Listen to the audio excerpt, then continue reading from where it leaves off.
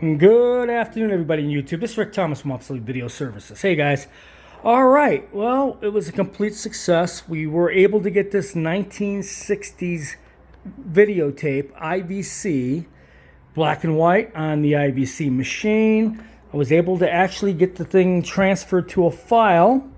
And I noticed on the actual reel itself, it says JVC quality test. So they knew that this tape was bad. It said quality problems, whatever. You can see it written on the reel. I didn't notice that until today, but explains a lot why the quality of it was very hot and there wasn't very good levels to it and all that kind of stuff. But anyways, we got the real copy, what was actually on there. So it's recovered. Sometimes you run into awful lot of problems. But I personally want to take this time to thank my good friend John. John, he's a very good friend of mine. He's been helping me all along the way. And always, like I said, he's an older man, and he's been in the business doing this as well. And I just want to let you, John, know that you're one of my best friends. And anytime I can do for you or do anything for you, just let me know. Anyways, guys, we did get the video heads installed on this IVC, which you guys already know. I'm down to 2 heads that are left. They don't last real long. I mean, they take a beating because this is a alpha wrap unit. Basically what happens is the videotape is completely wrapped around the drum, and the tension, and it's like sandpaper rubbing up against the drum. I mean, the video heads take a real beating. So I am down to 2 video heads that are left. These 2 are shot, and we have 2 already in the machine. This machine has brand new heads, but I don't ever use this machine unless I absolutely have to. But we got the video heads installed on this one. And this is the thing, guys. A lot of things people don't realize is once you put video heads in, you have a trimmer here. See this little carbon trimmer with a little knob on it? That's your RF envelope. You could actually turn that to adjust the quality of your RF coming from your playback board, going down to everything else, so you can get the best image coming off of the heads. You get that little knob right there you have to turn. I didn't cover that when I replaced the heads on my last video. I just want to show you guys.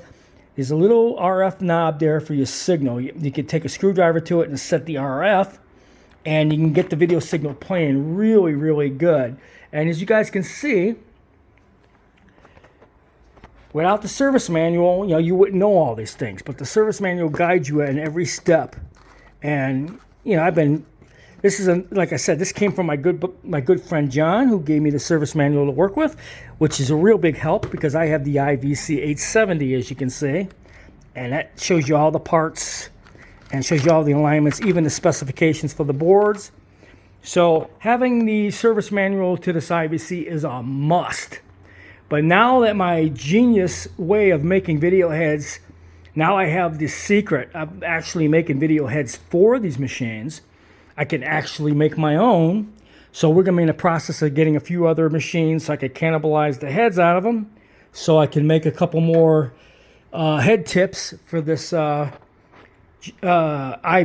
because I'm going to have about 50 of these tapes from the 1960s that are going to have to be converted. And like I said, the video heads don't last long, guys. They take a real beating on this machine.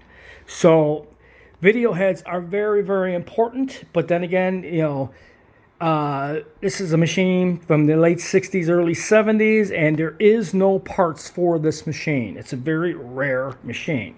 So anyways, we're got the video heads installed, the ones that I personally made. I made these several months back.